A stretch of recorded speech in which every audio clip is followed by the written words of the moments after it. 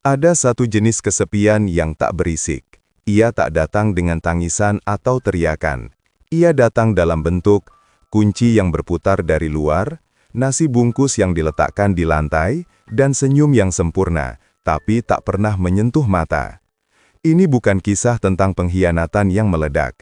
Ini kisah tentang pengkhianatan yang merembes, pelan, halus, seperti air hujan yang lama-lama melubangi batu. Tentang seorang ayah yang memberikan semua, tanah warisan leluhur, rumah yang dibangun dengan doa, tabungan pensiun yang dikumpulkan sebutir beras demi sebutir beras. Dan menerima satu hal saja sebagai balasannya, kehadiran yang dianggap gangguan. Tapi di balik pintu gubuk yang dikunci, di balik diam yang dianggap lemah, ada sesuatu yang tak bisa mereka ambil, bahkan dengan surat waris selengkap apapun, harga diri seorang lelaki yang masih percaya, cinta sejati tak pernah butuh kunci untuk tetap membuka pintu. Ini kisah Pak Harjo, dan mungkin juga kisah ayahmu. Aku tak menyangka, tanda tangan itu akan jadi awal dari semua yang perlahan merenggut segalanya, kecuali kenangan. Dan kini, di pagi yang basah oleh embun tipis, aku duduk di kursi ayun kayu jati, yang sudah 3 kali kuperbaiki dengan paku dan doa, memandang halaman rumah yang dulu penuh tawa, sekarang sunyi seperti kertas yang lupa ditulis. Angin bertiup pelan, membawa aroma tanah basah dan sisa asap dari dapur tetangga. Di ujung sana, pohon mangga tua berdiri tegak, daunnya bergoyang seolah melambai. Aku tersenyum. Dulu, di bawah pohon itu, Arman kecil sering duduk di pangkuanku, tangannya belepotan getah, matanya berbinar. "Ayah, besok aku mau bikin layang-layang dari koran bekas, biar bisa terbang tinggi kayak burung elang." Aku masih ingat cara ia memegang lem kayu, terlalu banyak sampai jari-jarinya lengket. Aku masih ingat suara tawanya ketika layang-layang itu jatuh di atap rumah Pak Dul dan kami berdua naik tangga bambu, gemetar demi menyelamatkannya. Sekarang tangga itu sudah lapuk, Pak Dul sudah pensiun dari bertani. Dan Arman, ia datang kemarin malam setelah makan malam yang hening. Rambutnya rapi, jasnya wangi, wajahnya bersih, tapi matanya tak menatapku terlalu lama. Seperti ada jendela kecil di sana yang sudah lama ditukup tirai. "Besok notaris datang ya," katanya. Suaranya datar tapi berusaha hangat. "Semua sudah kami siapkan, ayah tinggal tanda tangan. Nanti semua aman." Aku mengangguk, tak banyak bicara. Karena di usiaku, aku tahu, kadang diam adalah cara terbaik untuk tetap menjaga harapan. Tapi malam itu, aku tak bisa tidur. Aku bangun, mengambil buku catatan kecil yang sudah kubeli sejak zaman kuliah, dan menulis. Kalau cinta diukur dengan warisan, lalu apa bedanya ayah dengan mesin ATM yang sudah tua? Aku menutup buku itu cepat-cepat, seolah takut kalimat itu terdengar oleh dinding. Di luar, bulan separuh senyum menyelinap lewat celah daun mangga. Aku menghirup dalam-dalam, udara masih sama. Tanah masih sama, bahkan suara jangkrik di selokan belakang masih bernyanyi lagu lama. Tapi sesuatu telah bergeser, seperti paku di kursi ayun ini, masih menahan beban, tapi mulai longgar. Dan aku hanya berharap ketika nanti semua kertas itu ditandatangani, ada satu hal yang tak ikut berpindah tangan. Kenangan bahwa aku pernah benar-benar menjadi ayah. Kenangan bahwa aku pernah benar-benar menjadi ayah.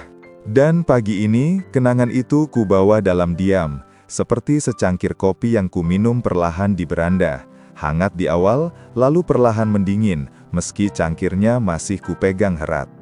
Jam dinding di ruang tamu berdetak pelan. Tik, tik, tik, seperti hitungan mundur yang tak terlihat. Pukul 8:15 ketika mobil hitam itu masuk pelan lewat gerbang bambu, roda depannya menggulung daun kering yang jatuh dari pohon flamboyan. Notaris Pak Bambang turun, rambutnya disisir rapi ke belakang, kemeja putihnya tak berkerut, tas kulitnya berat oleh dokumen yang, entah kenapa, terasa seperti membawa beban masa depanku dalam lipatannya. Arman menyambutnya dengan jabat tangan yang terlalu cepat, terlalu erat, seperti orang yang ingin segera menyelesaikan sesuatu yang mengganjal. Rini sudah menyiapkan meja di ruang tamu, taplak putih, 2 gelas air mineral, 1 piring kecil berisi permen jahe, kesukaanku. Tapi permen itu tak lagi dibungkus kertas warna-warni seperti dulu. Kini kemasannya transparan, steril, bertuliskan Herbal Wellness, No Sugar Added. Aku duduk di kursi paling ujung, bukan di tengah, bukan di tempat kepala keluarga. Kursi itu sedikit reyot, kakinya tak rata dengan lantai. Setiap kali aku bernapas dalam, ia sedikit bergoyang. Pak Bambang membuka map coklat tebal. Suaranya tenang, profesional. Bapak Harjo bin Sastro Harjo mewariskan seluruh hak atas tanah seluas 2050 meter persegi dan bangunan rumah tinggal di Jalan Sukamaju nomor 17 kepada anak kandung, Arman Harjono, dan istri sahnya, Rini Wulandari. Dengan catatan, Bapak Harjo berhak tinggal seumur hidup di properti tersebut, tanpa dipungut biaya. Arman mengangguk cepat. Ya, itu sudah kami sepakati. Aku menatap fotokopi sertifikat yang diletakkan di hadapanku. Di sana, nama leluhurku, Raden Mas Suryodiningrat, tertulis kecil di pojok kiri atas, hurufnya luntur karena usia. Tanah ini dulu ditanami padi, jagung, dan doa. Ayahku bilang, tanah ini tak beli dengan uang nak, beli dengan keringat dan sabar. Kini, ia akan berpindah tangan dengan 1 goresan tinta. Pak Bambang menyerahkan pena, hitam mengilap, ujungnya tajam. Aku menggenggamnya, dingin. Tanganku gemetar, bukan karena takut, tapi karena tiba-tiba teringat, dulu pena pertamaku patah saat tanda tangan ijazah guru. Arman kecil menangis, lalu memberiku pensil warna birunya. Pakai ini ya. Warnanya kayak langit pas kita naik layang-layang. Aku tersenyum kecil. Lalu, tanpa ragu, karena aku masih percaya pada anarku, pada waktu, pada kebaikan yang mungkin sedang tertidur, aku menurunkan pena itu. Harjo, 1 garis, 1 titik. Dan dalam sekejap, segalanya berubah. Bukan karena tinta itu kering, tapi karena sesuatu di mata Arman saat ia melihat tanda tanganku berbinar, bukan lega, tapi lega sekali, seolah beban telah lepas. Padahal, aku baru saja meletakkan seluruh hidupku di atas kertas, dan berharap ia tak akan menggunakannya seperti kertas bekas pembungkus nasi. Ia tak akan menggunakannya seperti kertas bekas pembungkus nasi. Tapi malam ini, aku baru sadar, kadang kertas itu tidak dibuang. Ia hanya dilipat rapi, disimpan di laci terdalam, dan dilupakan begitu saja. Setelah tanda tangan itu kering, Arman memelukku. Erat, terlalu erat, seperti orang yang ingin membuktikan sesuatu, bukan merasakan sesuatu. Rini menyuguhkan teh jahe, lalu dengan suara riang berkata, "Besok kita makan bersama, Pak. Aku masak opor ayam kesukaan Bapak." Aku mengangguk, tapi di hati, aku tahu, besok adalah kata yang paling mudah diucapkan dan paling sulit dipenuhi. Kini, aku duduk di tepi tempat tidur kayu jati. Tempat yang dulu kubeli dengan gaji guru 3 bulan, dipahat sendiri oleh tukang kayu langganan ayahku. Di atasnya, masih terasa lekukan tubuh istriku, Bu Sari, yang pernah melahirkan Arman di sini, di bawah lampu minyak yang redup dan doa yang tak putus-putus. Kamar ini masih wangi. Bukan wangi parfum mahal, bukan aroma diffuser yang Rini pasang di ruang tamu, tapi wangi kenanga dari pohon di belakang rumah, yang merayap masuk lewat jendela yang sengaja kubiarkan terbuka. Aku menatap dinding. Di sana, deretan foto menguning tersusun rapi. Arman bayi di pangkuan Bu Sari, pipinya tembem, tangannya mencengkram jari ibunya. Arman SD, seragamnya lusuh, tapi senyumnya secerah matahari pagi. Arman lulus SMP, memegang piagam, wajahnya serius, tapi matanya masih punya kilau yang sama seperti waktu ia mengejar kupu-kupu di halaman. Aku bangkit, perlahan, lalu membuka laci lemari. Di sana, tersimpan baju batik lengan panjang yang kugunakan di hari pernikahannya. Kainnya sudah tipis di siku, tapi masih wangi sandalwood dari sachet yang kumasukkan tiap bulan. Kusentuh kancingnya, satu persatu. Dulu, Bu Sari yang menjahit ulang kancing ketiga, yang sering lepas karena aku terlalu sering memeluk Arman waktu ia menangis. "Ayah, jangan pergi," begitu katanya, usia 6 tahun saat aku pertama kali mengantar les matematika ke kota. Aku tak pergi lama, hanya 3 jam. Tapi ia menungguku di beranda, memeluk sandal jepitku sampai matahari terbenam. Kini, aku bertanya pada diri sendiri, jika dulu ia takut kehilanganku selama 3 jam, kenapa sekarang aku takut kehilangannya selamanya, meski ia masih berada di rumah yang sama? Aku menutup laci, perlahan, lalu berjalan ke jendela. Bulan purnama bersinar di atas atap. Cahayanya jatuh tepat di ubin dekat pintu, tempat dulu Arman sering bermain ular tangga dari kapur, sendirian, menungguku pulang mengajar. Ia tak pernah protes kalau aku telat. Ia hanya menambahkan 1 kotak lagi di tangganya, dan menulis di kotak terakhir, "Ayah pulang." Aku menarik nafas dalam. Udara malam ini tenang, tapi di dada ada sesuatu yang perlahan merayap. Bukan marah, bukan sedih, tapi penantian. Seperti pohon yang tahu musim hujan akan datang, ia tak memaksa awan. Ia hanya berdiri, berakar, dan percaya bahwa setiap daun yang jatuh akan kembali menyuburkan tanah tempat ia tumbuh. Malam ini, aku tidur di kamar ini untuk terakhir kalinya. Dan sebelum memejamkan mata, ku bisik pelan ke langit-langit kayu yang retak-retak. Maafkan aku, Sari, kalau aku terlalu lama menunggu mereka ingat, siapa yang dulu menunggu mereka tanpa syarat. Maka, inilah kelanjutannya, narasi orang pertama, lembut, reflektif, puitis, tepat 2.500 karakter, tanpa kekerasan, tanpa kata kasar, penuh simbol dan keheningan yang berbicara. Maafkan aku, Sari, kalau aku terlalu lama menunggu mereka ingat, siapa yang dulu menunggu mereka tanpa syarat. Dan seolah langit mendengar bisiku, pagi ini datang tanpa suara ayam, hanya dering jam dinding yang terlalu keras, dan cahaya matahari yang menyelinap pelan lewat celah gorden, seolah ragu apakah boleh masuk. Aku terbangun tepat pukul 5, kebiasaan lama sejak masih mengajar. Tubuhku terasa lebih berat dari biasanya, seperti ada pasir halus yang diselipkan ke dalam sendi-sendi. Tapi hatiku, entah kemarin malam telah memilih untuk tetap ringan. Aku berjalan ke pintu kamar, tangan kanan meraih kenop kayu yang sudah aus, bekas jari-jari yang memegangnya selama puluhan tahun. Aku, Bu Sari, dan Arman kecil yang sering memeluk pintu ini sambil memohon, "Ayah, jangan marah ya." Kuputar kenopnya, tak bergerak. Aku coba lagi, perlahan, lalu sedikit lebih kuat. Masih diam. Dari balik pintu terdengar suara langkah kaki. Ringan, cepat, lalu berhenti. "Yah," panggilku pelan. Diam. Lalu suara Arman, datar tapi berusaha terdengar tenang. "Maaf ya, kami sedang rapat keluarga kecil. Nanti kami panggil." Aku menarik nafas. Rapat keluarga. Kami hanya bertiga. Dan sejak kapan rapat harus dikunci dari luar? Aku tak menjawab, hanya meletakkan telapak tangan di permukaan pintu. Kayu jati tua yang dingin, berurat dalam, seperti urat nadi yang diam-diam menahan luka. Di balik pintu ini, mereka mungkin duduk di meja makan, tempat dulu Arman belajar menulis huruf A. Tempat Bu Sari menyisakan nasi untukku saat Pulan mengajar larut. Tempat kami bertiga tertawa sampai teh tumpah karena lelucon konyol tentang kucing tetangga yang nyasar ke genteng. Kini, meja itu mungkin dipenuhi dokumen, laptop, dan rencana masa depan, yang entah kenapa, terasa seperti tak lagi memiliki ruang untuk masa lalu. Aku duduk di lantai, bersandar pada pintu. Dinginnya menjalar ke punggung, tapi anehnya, memberi ketenangan.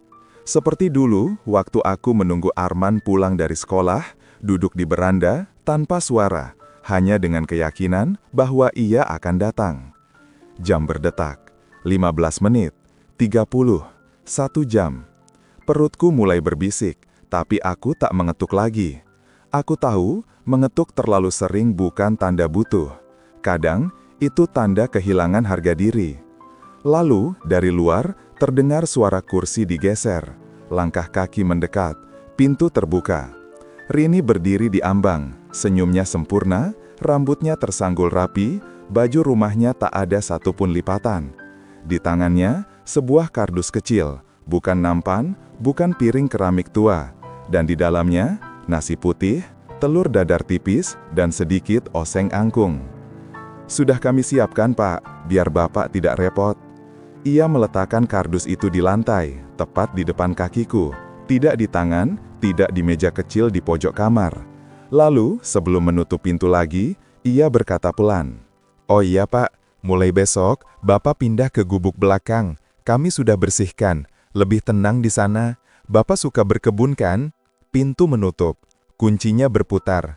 Klik, suara itu kecil, tapi di telingaku, ia bergema seperti dentuman gong yang menandai berakhirnya sebuah era. Aku menatap kardus di depanku, nasinya masih mengepul, tapi tak ada aroma bawang goreng, tak ada jejak tangan yang memasak dengan ingatan, hanya nasi. Dan di atasnya tertempel stiker kecil, catering keluarga premium, pesanan H07. Aku tak marah, aku bahkan tak menangis. Yang kurasakan justru aneh, lega. Seperti pohon tua yang akhirnya dibiarkan tumbuh sendiri, tanpa harus menaungi, tanpa harus berbuah sesuai permintaan, tanpa harus tetap hijau meski musim kemarau datang. Aku mengambil satu suap nasi, hambar, tapi untuk pertama kalinya dalam bertahun-tahun, aku merasa, ini milikku, bukan pemberian, bukan jatah, bukan hadiah dari anak yang sedang belajar melupakan, tapi makanan untuk seorang lelaki yang mulai belajar mengingat siapa dirinya sebelum menjadi ayah. Dan mungkin inilah saatnya aku kembali menemukan lelaki itu, yang dulu berani menanam padi di tanah kering, yang menulis puisi di buku catatan saat hujan turun, yang masih percaya pada kebaikan meski dunia mulai bicara dengan bahasa yang asing. Pagi itu, Rini datang lagi, kali ini membawa kardus lebih besar, berlapis lakban biru, seperti barang yang harus segera dikirim ke tempat jauh. Di tangannya secari kertas, daftar barang yang boleh dibawa. "Ini daftarnya, Pak, supaya tidak terlalu berat. Nanti kalau butuh sesuatu, Bapak bisa bilang, kami bantu." Aku membaca daftarnya. 3 potong baju, 1 selimut, 1 handuk, 1 gelas, 1 sendok. Tidak ada foto, buku, pena, sandal jepit favorit, atau gantungan kunci kayu berbentuk A. Aku mengangguk, tak protes, karena aku tahu, ketika seseorang mulai menghitung berapa yang boleh kau bawa, ia sedang mencoba mengukur seberapa kecil tempat yang layak kau isi di hidupnya. Aku memilih 3 baju yang paling lusuh, yang sudah tak layak dipamerkan di rumah baru mereka. Selimut katun tipis yang dulu kupakai waktu Arman demam campak. Handuk berlubang kecil di ujung, bekas gigitan tikus di lemari lama, yang dulu kusimpan diam-diam agar Bu Sari tak marah. Barang-barang kecil itu kumasukkan sendiri, pelan. Lalu, ketika Rini berbalik mengatur kardus di teras, aku membuka laci bawah meja rias, tempat aku menyimpan benda-benda yang tak masuk daftar, tapi tak bisa kutinggalkan. Buku catatan puisi, halamannya menguning, isinya doa dan harapan yang tak pernah kukirim, selembar foto pernikahan yang sudah kugunting, menyisakan hanya wajah Bu Sari dan diriku, dan 1 bungkusan kertas minyak, biji mangga kering, dari pohon pertama yang kutanam bersama Arman, usia 5 tahun. "Kau tanam ya, biar nanti kita punya buah sendiri." Aku menyelipkan semuanya ke dalam lipatan selimut. Lalu, Rini memanduku ke belakang rumah, melewati kebun yang dulu rimbun, kini bersih rapi seperti taman kota. Rumput pendek, tanpa semak, tanpa jejak kaki kecil yang pernah main petak umpet di sana. Di ujung sana, berdiri gubuk kayu, dulunya kandang ayam, dindingnya dari papan bekas, atapnya dari seng berkarat, lantainya tanah yang dipadatkan. Pintunya miring, engselnya berderit seperti orang tua yang lupa cara bernapas. "Sudah kami bersihkan, Pak," katanya, suaranya penuh keyakinan, seolah ini hadiah bukan pengasingan. "Ada jendela kecil, sirkulasi bagus, dekat sumur juga, Bapak bisa ambil air sendiri." Aku masuk. Udara di dalamnya lembab, tapi masih segar, bau jerami kering, kayu lapuk, dan sisa aroma kapur barus yang entah siapa yang taburkan. Di pojok, ada tikar pandan, 1 bangku kayu tanpa sandaran, dan lampu teplok kecil, tanpa minyak. Tapi yang membuatku berhenti, di dinding, tepat di atas bangku, ada coretan kecil, sudah pudar tapi masih bisa kubaca. Ayah dan aku sama dengan hati, dan di bawahnya gambar layang-layang dari Arang, Arman, usia 6 tahun. Ia pernah menggambar ini ketika aku memperbaiki atap kandang yang bocor. Ia duduk di sini, memegang batu arang dari tungku, lalu berkata, "Ini kamar rahasia kita ya, tempat kita rencanakan petualangan." Aku mengusap tulisan itu dengan ujung jari, perlahan, seperti menyentuh kenangan yang takut retak. Rini menunggu di luar. "Sudah cocok, Pak?" Aku menoleh ke jendela kecil. Dari sana, kulihat pohon mangga tua berdiri tegak, daunnya hijau, rantingnya kuat. "Cocok," jawabku, suaraku tenang, sangat cocok, karena untuk pertama kalinya dalam lama sekali. Aku diberi ruang, bukan untuk dihormati, bukan untuk dilayani, tapi untuk berdiri utuh, tanpa harus membungkuk demi tetap diizinkan tinggal. Aku letakkan kardus di lantai, lalu duduk di bangku kayu itu, dan menatap coretan di dinding. Ayah plus aku sama dengan hati. Tanda sama dengannya sudah kabur, tapi hatinya masih utuh. Mungkin cinta yang pernah ada tak pernah benar-benar hilang. Ia hanya menunggu, di balik dinding yang dilupakan, di bawah debu waktu, di dalam gubuk yang dianggap tak layak, sampai seseorang berani kembali dan berkata, "Aku ingat, aku ingat." Kata itu kubiarkan mengendap di dada, seperti teh yang diseduh perlahan, hangatnya tak langsung terasa, tapi menyebar pelan ke ujung jari. Hari pertama di gubuk, waktu berjalan aneh, terlalu cepat saat menunggu, terlalu lambat saat menatap dinding. Aku tak punya jam, tapi tubuhku masih ingat ritme lama. Bangun sebelum subuh, duduk di depan pintu sambil menatap langit memucat, lalu berdoa untuk orang-orang yang mungkin tak lagi mendoakanku. Pukul 7 pagi, atau mungkin 8, suara langkah kaki mendekat, ringan, teratur, tanpa terburu. Arman. Ia berhenti di ambang pintu, tak masuk. Di tangannya, kardus putih bergaris emas, bukan kertas minyak, bukan daun pisang, tapi kemasan yang biasa kupakai dulu hanya untuk acara resmi sekolah. "Ini ya, sudah kami pesan, setiap hari." Ia meletakkan kardus itu di lantai tanah, tepat di depan tikar, seperti menaruh barang di depan pintu toko yang belum buka. Lalu ia menatapku, sebentar, matanya menyapu dinding, lantai, bangku, lalu kembali ke wajahku. "Gubuknya cukup nyaman ya?" Aku mengangguk. "Cukup." Ia tersenyum, tapi senyum itu seperti lukisan yang indah, tapi catnya belum kering. Indah di permukaan, belum menyatu dengan kanvas. "Kalau butuh apa-apa, bilang ke Bu Rini." Lalu ia pergi, cepat, seperti orang yang sudah menyelesaikan kewajiban harian.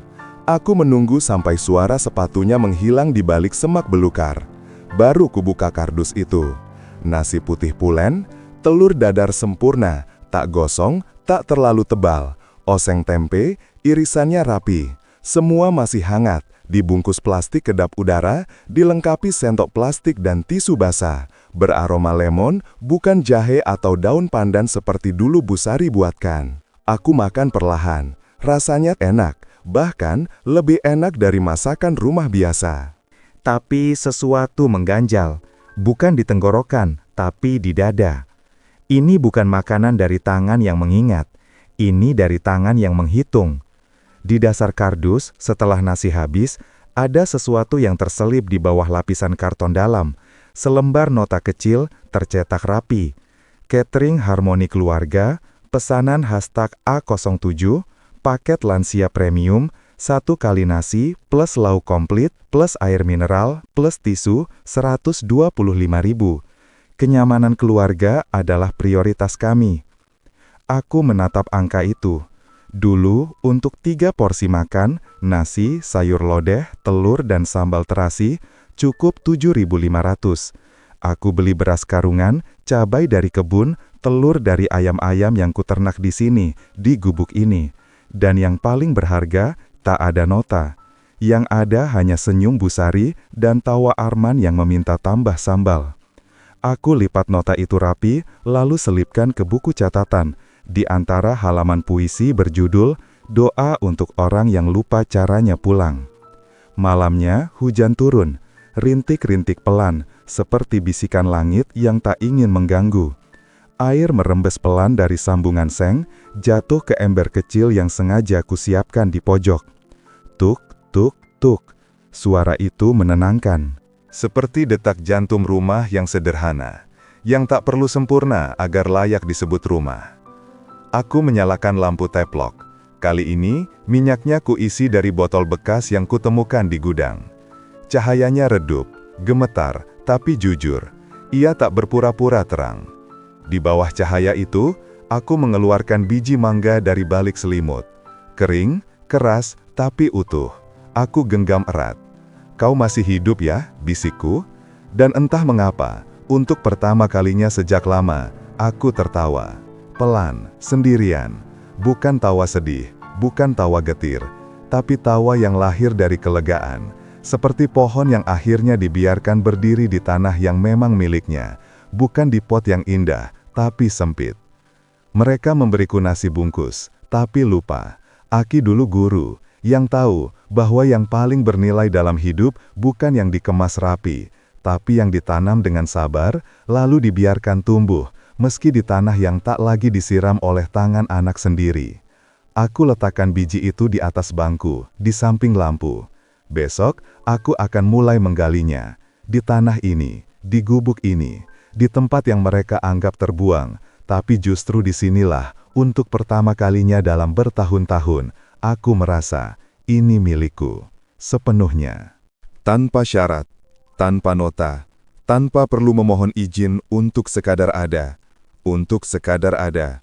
Dan di ruang antara ada dan diakui, disitulah aku mulai menulis. Bukan di meja, aku tak punya meja.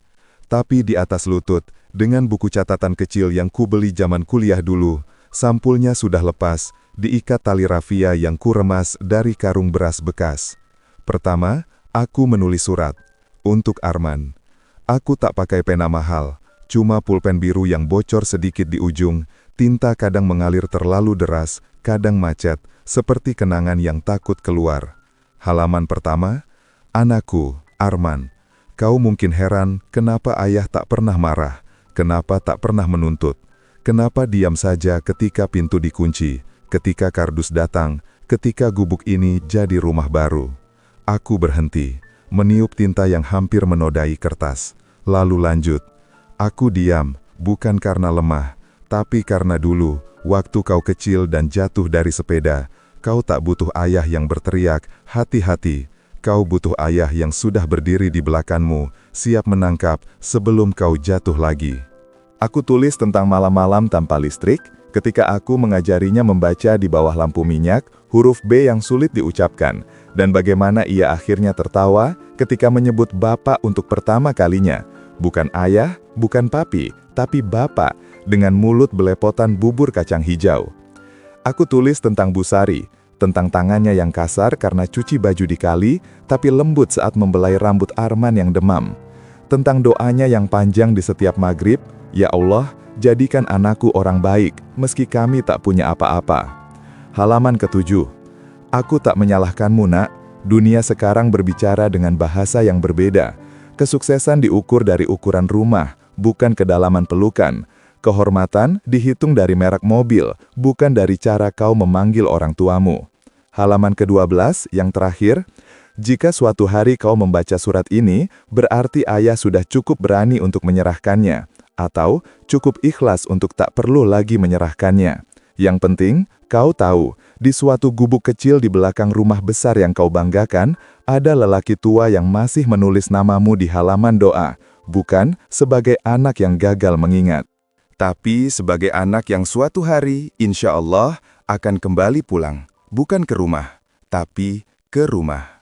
Aku tutup buku itu. Lalu, perlahan kumasukkan ke dalam laci kecil di samping bangku. Laci yang kubuat dari papan bekas, tanpa engsel, hanya diikat tali. Aku tak mengirimnya, karena aku sadar, surat itu bukan untuk Arman. Ia untukku. Untuk mengingatkanku bahwa cinta seorang ayah tak pernah benar-benar meminta jawaban. Ia hanya butuh ruang untuk tetap hidup meski dalam diam.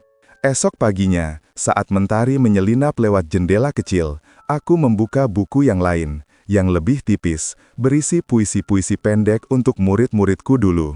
Di sampulnya, tertulis tangan, kelas 6B, SD Negeri Sukamaju, 1992. Aku baca puisi pertama, yang kubacakan di upacara perpisahan. Kau pergi dengan ijazah di tangan, tapi jangan lupa, jejak kakimu di halaman sekolah ini masih basah oleh doa gurumu. Dan tiba-tiba, aku tahu, ada yang masih menungguku, bukan sebagai ayah yang ditinggalkan, tapi sebagai guru yang pernah menanam benih. Aku ambil pulpen yang sama, lalu menulis di halaman kosong, untuk anak-anakku di kelas 6B. Jika kalian masih ingat seorang guru yang suka terlambat karena mengantar murid ke dokter, ia masih di sini, masih menulis, masih percaya, masih menunggu. Bukan kalian kembali ke sekolah, tapi kalian kembali ke diri kalian sendiri, anak-anak yang dulu berani bermimpi dengan layang-layang dari koran bekas. Aku tersenyum. Surat untuk Arman ku simpan di laci, mungkin suatu hari, jika waktunya tiba, ia akan menemukannya. Tapi surat ini, aku akan kirimkan, bukan lewat pos, tapi lewat doa, lewat angin, lewat biji mangga yang besok akan kutanam di tanah ini. Karena kadang, yang tak terkirim justru yang paling sampai, ketika hati yang menerimanya akhirnya siap mendengar. Dan di gubuk kecil ini, aku belajar satu hal, bahwa cinta yang tulus tak perlu dikirim setiap hari. Ia cukup ditulis sekali, lalu dibiarkan tinggal, seperti akar yang diam-diam menyatukan pohon dengan tanah yang pernah melupakannya. Dengan tanah yang pernah melupakannya. Dan pagi ini, tanah itu menjatuhkan sesuatu untukku, selembar daun mangga, kering di tepi, tapi masih hijau di tulang utamanya, melayang pelan, lalu jatuh tepat di atas buku catatan yang kutinggalkan terbuka di bangku. Aku memungutnya. Di permukaannya, ada bekas gigitan ulat kecil, lubang kecil berbentuk hati. Hari ini ulang tahunmu ya? Suara itu tiba-tiba muncul di kepalaku. Suara Arman, usia 8 tahun, berlari dari dapur membawa telur rebus dan sepotong gula merah, disusun di atas piring kecil retak. Ini kuenya ya, manisnya dari gula, bahagianya dari aku. Aku menoleh ke kalender, kertas bekas yang kugantung di dinding dengan paku karatan. Tanggal hari ini dilingkari tipis dengan pensil, 12 Mei, 65 tahun. Aku tak berniat merayakannya, bahkan tak berniat mengingatnya. Tapi tubuhku tahu, pagi ini lututku terasa lebih berat, nafasku sedikit lebih dalam, dan di dada ada rindu yang tak punya nama. Bukan rindu pada pesta, pada hadiah atau ucapan, tapi pada kehadiran yang tulus, tanpa agenda. Aku duduk di bawah pohon mangga, di atas tikar pandan yang mulai renggang. Angin bertiup pelan, membawa aroma bunga Tanjung dari kebun sebelah. Wangi yang dulu Bu Sari suka, karena baunya seperti janji yang tak pernah patah. Jam berlalu, pukul 9, 10, 11. Tak ada suara langkah kaki, tak ada kardus di ambang pintu. Hari ini, bahkan nasi bungkus pun tak datang. Aku tak kecewa. Aku hanya mengingat. Mengingat ulang tahun ke-50, ketika Arman menyewa tenda kecil di halaman, mengundang tetangga, memasang lampu kelap-kelip dari sisa dekorasi pernikahannya, dan di tengah pesta, ia berdiri, memegang mikrofon pinjaman, lalu berkata, "Ayahku bukan orang kaya, tapi ia orang yang membuatku percaya, harga diri tak diukur dari isi dompet, tapi dari isi hati." Semua orang bertepuk tangan. Aku menangis diam-diam di balik gelas es teh.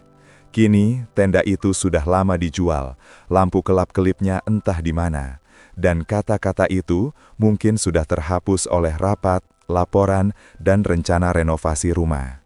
Aku menutup mata, berdoa, bukan meminta mereka datang, tapi meminta aku kuat. Kuat untuk tetap baik meski dilupakan, kuat untuk tetap mencintai meski tak dibalas. Lalu, di tengah hening itu, suara ranting patah. Pelan, hati-hati. Aku membuka mata. Di ujung jalan setapak, seorang perempuan berdiri. Berkerudu sederhana, membawa tas kain, langkahnya pelan. Rambutnya sudah beruban di pelipis, tapi matanya masih menyala seperti dulu. Tajam, hangat, penuh tekad. Bu Surti, muridku, kelas 6B, anak penjual tahu yang dulu sering kutinggal makan siang karena malu tak bawa bekal. Aku selalu bilang, ayo makan sama ayah, nasi ayah banyak.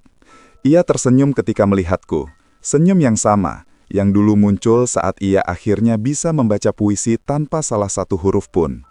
Selamat pagi guru, sapanya. Suaranya pelan, tapi jelas, seperti lonceng kecil yang berbunyi tepat di saat yang dibutuhkan. Ia duduk di tikar tanpa diminta, lalu membuka tasnya, sebuah kotak kayu kecil dan termos bunga. Ini kue kecil guru, buatan sendiri, gula aren, kelapa muda, dan sedikit kenangan. Saya pakai resep ibu guru dulu waktu bikin kue ulang tahun kelas. Aku membuka kotak itu. Di dalamnya kue lapis legit sederhana, tak sempurna lapisannya, ada yang miring, tapi harumnya mengingatkanku pada dapur Bu Sari. Dan ini, susu hangat, tanpa gula, seperti yang guru suka. Aku menatapnya, tak bisa bicara, karena kadang kebaikan yang datang di saat kita paling diam adalah bahasa paling fasih dari Tuhan. Saya tahu, guru tak suka diingatkan usia, katanya, sambil menuangkan susu ke cangkir kaleng bekas yang ku bersihkan dan kugunakan sebagai gelas. Tapi saya ingin guru tahu, di sekolah kami masih mengajar puisi guru. Murid-murid saya hafal, jangan takut jadi akar. Dunia butuh yang diam-diam menahan. Aku tersenyum. Lalu, perlahan ku minum susu itu. Hangat, lembut, seperti pelukan yang tak perlu kata. Di bawah pohon mangga, dengan daun-daun yang berbisik, dan sepotong kue yang rasanya seperti masa lalu, aku merayakan ulang tahunku. Bukan dengan pesta, bukan dengan hadiah, tapi dengan satu kepastian, bahwa cinta yang pernah kutabur tak pernah benar-benar hilang. Ia hanya berpindah bentuk, menjadi kue dari murid, menjadi susu dalam cangkir kaleng, menjadi daun mangga yang jatuh tepat di hari yang kusimpan dalam diam. Dan untuk pertama kalinya, dalam lama sekali, aku berdoa, "Ya Allah, terima kasih, bukan karena mereka ingat, tapi karena Engkau mengirim seseorang yang tak pernah lupa bahwa aku pernah menjadi cahaya bagi orang lain. Bahwa aku pernah menjadi cahaya bagi orang lain." Dan mungkin karena doa itu terlalu indah, pagi ini langit mengirim angin yang berbeda, lebih kencang, lebih sengit, membawa debu dan suara palu yang berdentum dari arah rumah utama. Aku bangkit dari tikar, lalu berjalan pelan ke batas kebun, tempat semak belukar dipangkas rapi, seperti garis batas yang sengaja ditarik antara dulu dan sekarang. Di halaman rumah, truk kecil berhenti. Dua pekerja turun, membawa plastik transparan besar dan tali nilon. Arman berdiri di teras, memegang tablet, suaranya tegas, penuh wewenang. Yang berbentuk klasik, dibungkus dulu, nanti diputuskan, disimpan, atau dijual. Aku menatap dari kejauhan. Mereka masuk ke ruang tamu, lalu keluar membawa bingkai foto, satu persatu. Foto pernikahanku dan Bu Sari. Foto Arman wisuda SD, memegang rapor penuh nilai 9. Foto keluarga di bawah pohon mangga ketika Arman masih suka memeluk pinggangku. Semua dibungkus plastik kedap udara, rapat, steril, seperti barang dalam museum yang tak boleh disentuh. Lalu giliran lemari jati, lemari yang kubeli dengan gaji 2 tahun, ukirannya tangan Pak Slamet, tukang kayu desa, daun pintunya dihiasi ukiran gunungan dan kalamakara, simbol perlindungan dan kebijaksanaan. Di dalamnya, dulu tersimpan surat cinta Bu Sari, ijazah Arman, dan buku tabungan pertama yang kubuka untuk biaya kuliahnya. Arman berdiri di samping lemari itu, tangannya menyentuh permukaannya, tapi bukan seperti menyentuh kenangan, lebih seperti inspektur yang menilai. Kayunya bagus, bisa laku tinggi di pasar antik. Rini mendekat, memegang katalog interior. Kalau dijual, uangnya bisa buat tambahan dapur konsep terbuka, minimalis, clean lines. Aku tak bergerak, hanya menatap. Lalu, satu hal terjadi, kecil, tapi membuatku menahan nafas. Saat lemari itu diangkat, salah satu paku di bagian bawah lepas. Kotak kayu kecil jatuh dari celah rahasia di balik laci. Kotak yang dulu kusembunyikan diam-diam, tempatku menyimpan surat-surat Arman waktu les jauh. Ayah, aku kangen. Aku bawa bekal nasi liwetmu, masih hangat di tas. Kotak itu terbuka, surat-suratnya berserakan di tanah. Arman membungkuk, mengambil satu, yang paling atas, bertanggal 2003, amplopnya sudah menguning, sudutnya sobek karena sering dibuka tutup. Ia membacanya sebentar, matanya berkedip cepat. Lalu, tanpa suara, ia melipatnya rapi, memasukkan kembali ke kotak, dan meletakkannya di atas lemari, bukan di truk, bukan di plastik sampah. Ini jangan dibungkus, katanya pelan, simpan di kamar kerja saja. Rini mengangguk, tak bertanya. Mereka lanjut bekerja. Aku tetap berdiri di balik semak, dan di sanalah aku belajar sesuatu yang baru. Kadang, seseorang tak perlu mengingat semua. Cukup satu kenangan kecil yang masih ia lindungi. Meski di tengah rencana besar yang ingin menghapus segalanya, aku kembali ke gubuk. Duduk di bangku, lalu mengeluarkan biji mangga dari balik selimut. Ku genggam erat. Malam sebelumnya, aku bermimpi. Pohon mangga itu tumbuh tinggi, buahnya lebat, dan di bawahnya, Arman duduk, tak sendirian, tapi bersama cucuku, Bima, memegang layang-layang dari kertas koran. Aku tak tahu, apakah mimpi itu harapan atau ilusi. Tapi pagi ini, setelah melihat surat itu diselamatkan, aku memilih percaya bahwa akar lama belum mati. Ia hanya tertutup semen, tunggu saatnya retak, lalu tumbuh lagi, lewat celah yang tak disangka. Aku mulai menggali lubang kecil di tanah dekat gubuk, tak dalam, tak lebar, cukup untuk satu biji. Saat cangkul menyentuh tanah, sesuatu berkilat di bawah permukaan. Aku sikat tanahnya pelan. Sekeping kaca, bekas cermin kecil dari kamar Arman dulu, yang pecah waktu ia berebut mainan dengan kucing. Kami tak membuangnya. Aku tempelkan di dinding gubuk ini, sebagai cermin keberanian. Kalau kau berani lihat dirimu apa adanya, kau tak perlu takut pada bayangan. Kini, kacanya retak, tapi masih memantulkan cahaya matahari, seperti kenangan yang patah, tapi masih bisa menerangi. Aku letakkan biji mangga di dasar lubang, taburi tanah, siram dengan air dari ember, lalu berbisik. Tumbuhlah, tak perlu cepat, tak perlu tinggi, cukup jujur, jadi pohon yang tahu bahwa setiap daun yang gugur akan kembali ke pelukan bumi yang melahirkannya. Di kejauhan suara palu masih berdentum, tapi di sini, di gubuk kecil ini, ada satu hal yang tak bisa mereka bungkus plastik, tak bisa mereka jual, tak bisa mereka hapus. Harapan, yang tumbuh diam-diam, seperti akar di bawah tanah, tak terlihat, tapi mampu menahan badai yang bahkan pohon besar pun goyah. Dan untuk pertama kalinya, aku tak lagi menunggu mereka mengingat. Aku menanam. Karena aku tahu, yang ditanam dengan sabar, tak perlu bersuara, agar suatu hari dikenang sebagai berkah. Dikenang sebagai berkah. Dan mungkin, karena bumi mendengar bisikku, sore itu langit mengirim tamu. Bukan dengan mobil, bukan dengan suara mesin, tapi dengan derit sepeda tua dan batuk pelan yang sudah kuhafal sejak kami berdua memanjat pohon jambu waktu remaja. Pak Dul. Ia muncul di ujung jalan setapak, baju khasnya, kemeja lengan pendek bergaris biru, celana kain lusuh, sandal jepit yang talinya diikat 3 kali dengan karet gelang.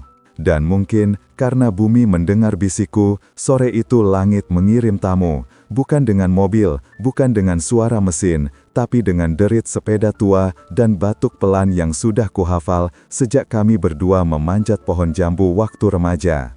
Pak Dul. Ia muncul di ujung jalan setapak, baju khasnya, kemeja lengan pendek bergaris biru, celana kain lusuh, sandal jepit yang talinya diikat 3 kali dengan karet gelang. Di tangan kirinya, sebuah termos kecil berlapis koran bekas. Di kanannya, 2 cangkir tanah liat, masih hangat dari tungku. Tanpa kata, ia duduk di bangku di sampingku. Tak di tikar, tak di tanah, tapi di bangku kayu yang sama. Seolah ruang itu memang dibuat untuk 2 orang. Kupikir kau sudah lupa jalan ke gubukku, katanya akhirnya. Suaranya serak, tapi hangat, seperti abu yang masih menyimpan bara. Aku tersenyum. Aku yang malah dikunci dari jalan pulang, Dul. Ia tak menanggapi, hanya membuka termos, menuangkan kopi hitam pekat ke cangkir, tanpa gula, tanpa susu, seperti dulu kami minum waktu jaga malam di sawah, menunggu tikus datang. Aku menyesapnya, pahit, sangat pahit. Tapi di balik pahit itu, ada rasa tanah, asap, dan ketulusan. Rasa yang tak bisa ditiru mesin. Kami diam lama, hanya suara jangkrik yang mulai berpadu dengan angin senja. Lalu, ia menatapku, langsung, tanpa belas kasihan, tapi tanpa kebencian. Kau dikunci di luar, Har, tapi kau lupa. Kunci itu bukan di pintu, di sini. Ia mengetuk pelan dadaku, tepat di atas kantong baju, tempatku menyimpan pulpen dan biji mangga. Kau masih bisa membuka pintu sendiri, asal berani. Aku menunduk. Berani bagaimana? Aku tak punya apa-apa lagi, Dul. Rumah sudah nama mereka, tanah sudah diukur ulang, bahkan kenangan sedang dibungkus plastik siap disimpan atau dijual. Pak Dul menyuruput kopinya, lalu menunjuk pohon mangga di belakangku, tempat biji itu kutanam tadi pagi. Kau tanam itu tadi? Aku menganggut. Berapa lama sampai berbuah? Paling cepat 5 tahun, kalau dirawat baik-baik. Ia tersenyum, senyum yang dulu muncul saat kami menemukan sumur baru di tengah kemarau. Kalau kau tahu butuh 5 tahun, kenapa kau buru-buru menunggu buahnya hari ini? Aku terdiam. Anakmu bukan pintu yang dikunci, Har. Ia pohon, dan pohon butuh waktu. Kadang butuh badai dulu, baru ia tahu akarnya sekuat apa. Ia mengeluarkan sesuatu dari saku. Selembar kertas koran lipat 4, dibukanya perlahan. Di dalamnya ada biji kopi, kering, kecil, tak mencolok. Ini dari kebunku. Kau tahu berapa lama kopi butuh dari biji sampai jadi secangkir seperti ini? Aku geleng, 7 tahun. Ditanam, dirawat, dipetik, dikupas, dijemur, disangrai, digiling, lalu diseduh dengan air panas. Tanpa air panas, tak ada rasa. Tanpa waktu, tak ada kekuatan. Ia menatapku, matanya tenang. Kau sedang di air panas, Har. Tapi jangan lupa, kau bukan kopi yang akan larut. Kau cangkir yang menampungnya. Kuat, tahan, dan tetap utuh, meski isinya mendidih. Angin bertiup, mengoyangkan daun mangga muda yang mulai tumbuh dari tanah basah. Aku menatap biji itu di tanah. Masih tertutup, tapi sudah punya arah. Ke atas. Lalu perlahan, aku mengeluarkan buku catatan. Di halaman kosong kuisi 1 baris. Aku bukan sedang kehilangan rumah. Aku sedang belajar. Rumah sejati bukan di atas tanah yang dimiliki, tapi di dalam hati yang tak pernah berhenti menanam. Pak Dul melihatnya. Tak berkomentar. Hanya menuangkan sisa kopinya ke tanah di sekeliling biji mangga. Air kopi sisa bagus buat tanaman, mengasamkan tanah, bikin akar lebih kuat. Lalu ia berdiri, menepuk bahuku, sekali, pelan, tapi cukup untuk mengingatkanku. Besok, aku bawa bibit sayur. Kita buat gubuk ini jadi kebun kecil, bukan buat dijual, tapi buat dihidupi. Ia pergi, meninggalkan cangkir kosong di bangku, dan satu hal yang tak bisa dibawa pulang, keyakinan. Aku duduk sendirian, memandang matahari terbenam. Dan untuk pertama kalinya sejak lama, aku tak lagi bertanya, kapan mereka ingat. Tapi bisikku pelan ke langit. Ya Allah, jadikan aku seperti pohon. Tak perlu dipanggil setiap hari, tapi cukup berdiri tegak. Agar suatu hari, di bawah rindangku, seseorang bisa duduk, beristirahat, dan berkata pelan, "Di sini, aku merasa pulang. Di sini, aku merasa pulang." Dan entah kebetulan atau jawaban, 3 hari kemudian, langit mengirim undangan. Bukan lewat surat, tapi lewat suara musik yang terdengar dari kejauhan. Dentum bas pelan, gemerisik balon helium, dan tawa anak-anak yang riang. Ulang tahun Bima, cucuku yang baru berusia 3 tahun. Aku tak diundang secara langsung, tak ada amplop, tak ada pesan. Tapi pagi itu, Rini datang ke gubuk, membawa kardus nasi seperti biasa, lalu sebelum pergi, berkata pelan, "Pesta sore ini Pak, kalau Bapak mau, silahkan duduk di teras belakang, ada bangku kecil, tenang, tak mengganggu tamu." Aku mengangguk, tak mengucap terima kasih. Karena aku tahu, diizinkan hadir bukanlah diharapkan datang. Namun, ketika matahari mulai condong ke barat, aku membersihkan baju yang paling rapi. Batik lengan panjang, kancing ketiganya masih jahitan tangan Bu Sari, lalu menyisir rambutku pelan di depan keping kaca retak yang kugantung di dinding. Aku berjalan pelan, menyusuri sisi kebun yang tak terlihat dari depan.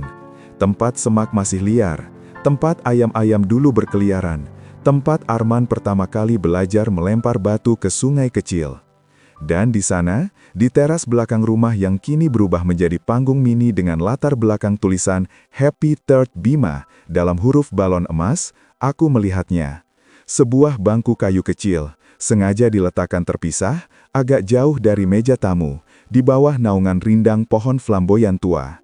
Seperti tempat penonton cadangan, tempat yang aman, tak terlalu dekat untuk dianggap bagian, tak terlalu jauh untuk disebut diusir. Aku duduk. Dari sini, aku bisa melihat segalanya. Lampu kelap-kelip, lebih banyak, lebih terang daripada yang dulu Arman pasang di ulang tahunku. Meja panjang dengan kue berlapis 3, karakter kartun yang tak kukenal, berwarna-warni, manis, dan asing. Anak-anak berlari dengan topi kerucut, meniup trompet kecil, mengejar gelembung sabun yang ditiup oleh mesin elektrik. Dan di tengah semua itu, Bima. Rambutnya disisir rapi, bajunya setelan kecil berwarna biru langit, sepatunya mengilap seperti kaca. Ia duduk di kursi kecil berukir, memegang sendok plastik berbentuk truk. Tapi matanya tak tertuju pada kue atau balon. Ia menatap ke sekeliling. Lalu, perlahan, matanya berhenti padaku. Aku tak tersenyum, tak melambai. Aku hanya menatapnya, seperti dulu ku kepada Arman waktu ia belajar berenang. Diam, tapi siap menangkap jika ia jatuh. Dan Bima, ia bangkit, perlahan, lalu berlari, bukan ke ayah atau ibunya, bukan ke kue, bukan ke balon, tapi ke arahku. Langkahnya sempoyongan, sepatunya terlalu besar, tapi senyumnya lebar, tulus, tanpa beban. "Pak," panggilnya, bukan kakek, bukan om, tapi "Pak," seperti panggilan untuk sosok yang membuatnya merasa aman, tanpa perlu tahu siapa itu. Hatiku berdebar seperti dulu saat Arman pertama kali memanggilku ayah dengan mulut penuh bubur. Aku membuka tangan, dan Bima hampir sampai, tinggal 2 langkah, 1 langkah. Saat itu, tangan Rini menyambar lembut tapi tegas dari belakang. "Bima sayang, ayo ke sini, nanti bajumu kotor." Ia menariknya pelan, lalu membisik sesuatu di telinga anak itu. Mungkin penjelasan, mungkin janji es krim. Bima menoleh sekali lagi ke arahku, matanya bertanya, tapi ia tak melawan. Hanya menggenggam erat sendok truknya, lalu kembali ke kursi kecilnya. Aku menarik napas. Tak kecewa, tak sakit, hanya mengingat.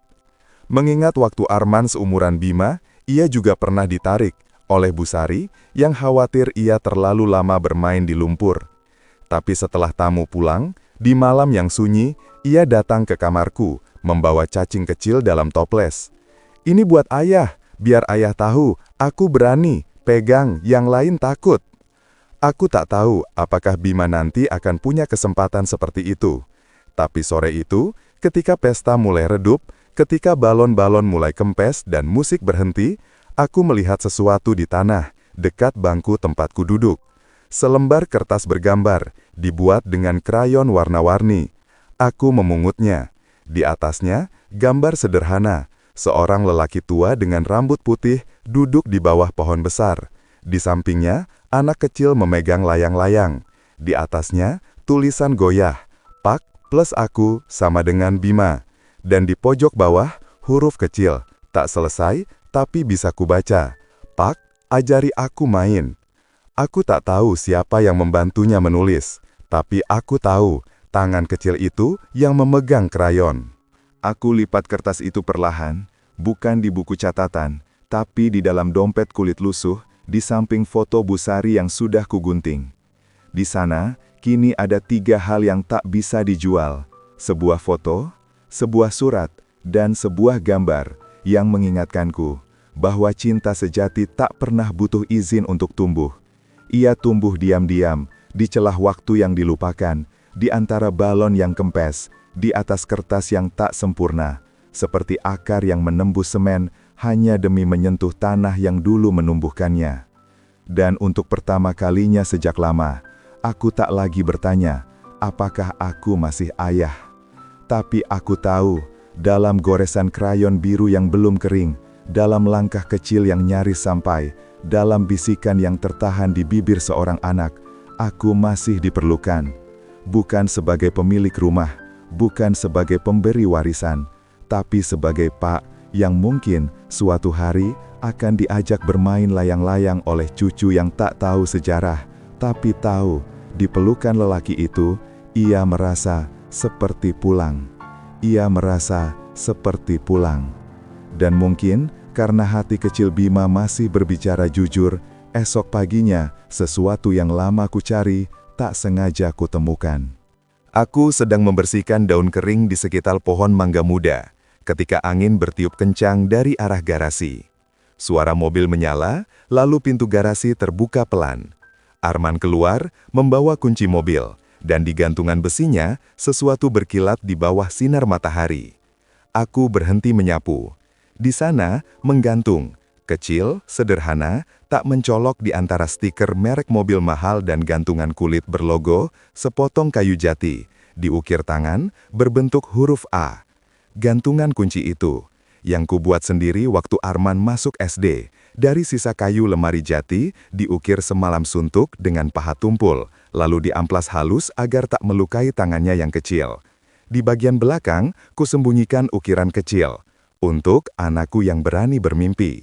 Ia bilang waktu itu, ini bukan cuma huruf ya, ini pelindung, biar aku tak lupa, di mana rumahku, di sana ada ayah. Kini, ia menggantung di kunci mobil hitam yang harganya lebih dari 10 kali gaji guru bulananku dulu.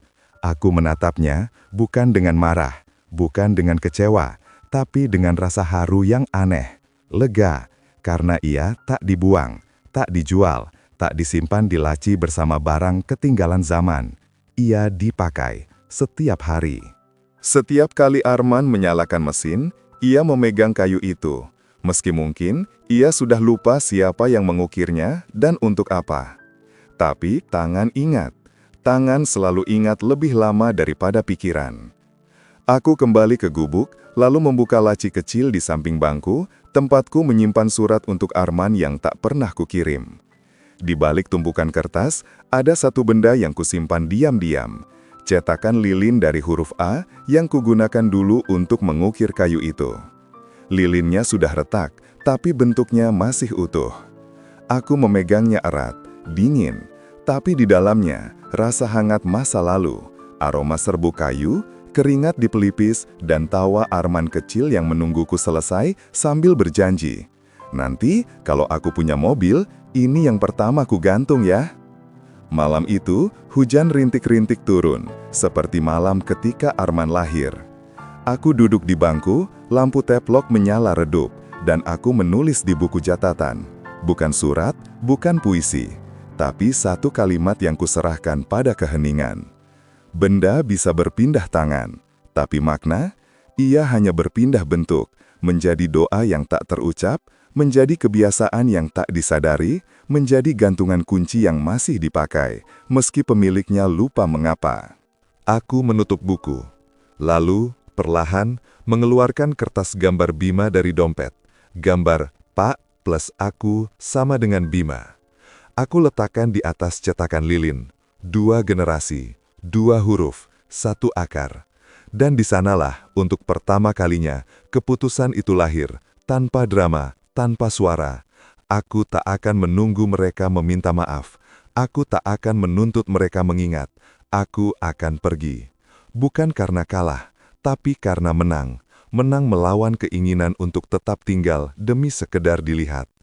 Aku tahu, jika aku tetap di sini, suatu hari nanti, aku akan menjadi cerita yang dikemas rapi. Dulu, ada ayah yang baik. Tapi jika aku pergi, dan tetap baik di tempat baru, aku bisa menjadi pertanyaan yang mengganggu di malam sunyi Arman. Kemana ayah pergi, dan mengapa aku baru merindukannya setelah ia tak ada? Bukan dendam, tapi kepercayaan bahwa cinta yang tulus tak perlu berdiri di depan pintu agar diingat. Ia cukup berjalan pergi dengan kepala tegak dan hati yang masih utuh, agar suatu hari ketika pintu itu terbuka, yang tersisa bukan penyesalan, tapi ruang untuk kembali tanpa malu. Atu mulai mengemasi, pelan, tanpa tergesa, baju yang paling lusuh, selimut tipis, buku catatan, foto Busari, dan biji mangga kedua yang kusimpan sebagai cadangan. Lalu di pagi buta, sebelum matahari terbit, aku berdiri di depan gubuk, tas kresek kecil di tangan. Aku menoleh sekali ke rumah besar, jendela-jendelanya masih gelap, belum ada tanda kehidupan. Lalu aku berjalan ke pohon mangga muda. Di tanah basah, aku letakkan sesuatu. Cetakan lilin huruf A dikubur pelan di bawah akar, seperti benih yang ditanam tanpa harap dipanen, tapi dengan keyakinan bahwa suatu hari, ketika pohon ini besar dan seseorang duduk di bawahnya sambil memegang gantungan kunci kayu, ia akan merasakan, tanpa tahu kenapa, bahwa ia sedang dipeluk oleh tangan yang dulu mengukirnya dengan cinta tanpa syarat. Dan aku berjalan pergi, bukan sebagai ayah yang ditinggalkan, tapi sebagai lelaki yang akhirnya memilih dirinya sendiri, agar suatu hari ia bisa kembali bukan karena dibutuhkan, tapi karena dipilih, dengan sadar, dengan utuh, dengan cinta yang sudah dewasa, yang tak lagi butuh bukti untuk tetap ada. Untuk tetap ada.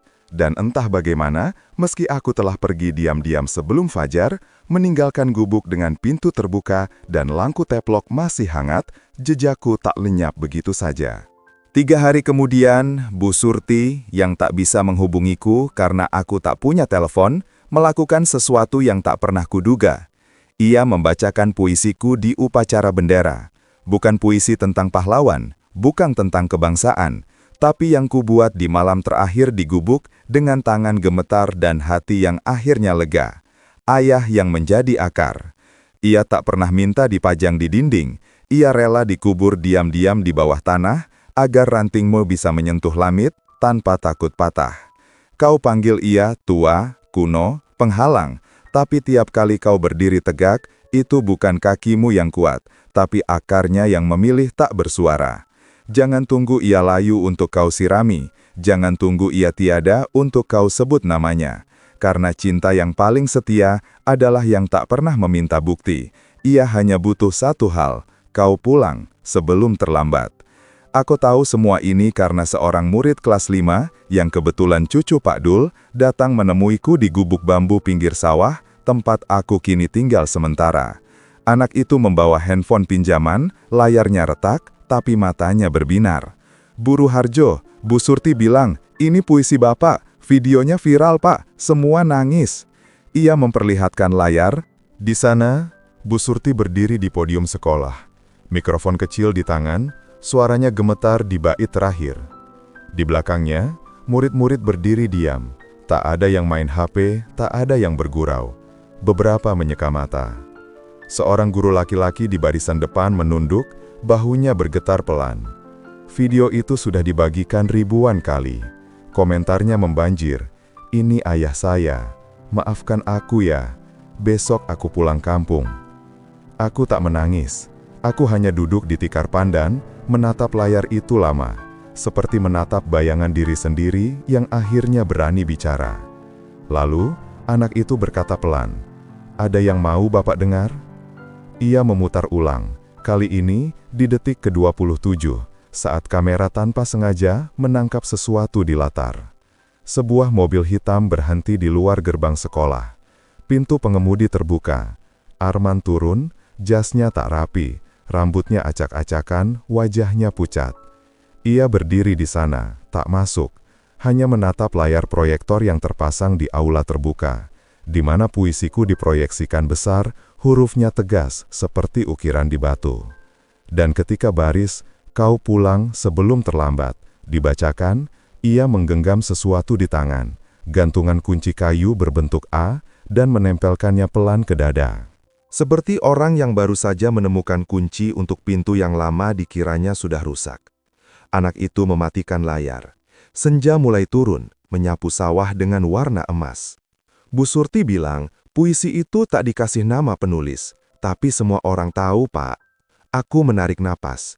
Udara sore ini berbeda, lebih ringan, seperti setelah hujan panjang berhenti. Aku tak marah Arman tak datang masuk, aku malah lega, karena aku tahu, dulu, kalau ia ingin sesuatu, ia akan berlari. Tapi jika ia benar-benar butuh, ia akan berhenti dulu, menunduk, menghitung napas, lalu memilih, dengan sadar. Dan hari ini, untuk pertama kalinya dalam lama sekali, ia memilih untuk berhenti. Aku menatap pohon mangga kecil yang mulai kita tanam di sudut gubuk Pak Dul. Batangnya masih ramping, daunnya sedikit, tapi tegak. Kau tahu, Nak, kataku pelan pada anak itu. Pohon tak perlu berteriak agar buahnya matang. Ia hanya perlu setia pada musimnya. Anak itu mengangguk, meski mungkin belum paham. Tapi aku tahu, suatu hari nanti, ketika ia sendiri menjadi ayah, ia akan mengerti bahwa yang paling kuat dalam hidup bukan yang paling keras bersuara, tapi yang paling sabar menunggu waktu yang tepat untuk kembali menjadi rumah. Aku mengambil buku catatan, lalu menulis satu baris di halaman baru, bukan untuk dikirim, bukan untuk dibaca orang, tapi sebagai penanda. Hari ini, aku tak lagi menulis surat. Aku menanam doa, dan biarkan angin yang menyampaikannya ke telinga yang siap mendengar. Di luar, burung-burung pulang ke sarang, dan untuk pertama kalinya sejak lama, aku tak lagi bertanya, apakah ia mendengarkanku? Tapi aku tahu, di suatu tempat, di dalam diam yang dalam, ada seorang lelaki yang sedang belajar mengetuk pintu yang dulu ia kunci dari luar. Maka, inilah kelanjutannya, narasi orang pertama dari sudut pandang Pak Harjo, lembut, reflektif, puitis, tepat 2.500 karakter, tanpa kekerasan, tanpa kata kasar, penuh ketegangan halus dan kejujuran yang lahir dari diam panjang. Yang dulu ia kunci dari luar. Dan pagi itu, ketika embun masih menempel di daun kelor di halaman gubuk Pak Dul, aku mendengar suara yang tak pernah kuharapkan, tapi juga tak pernah kusesali.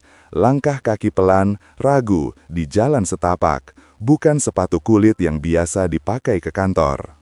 Tapi sandal jepit, bekas, talinya diikat dengan karet, sama persis seperti yang kugunakan dulu waktu mengantar Arman sekolah.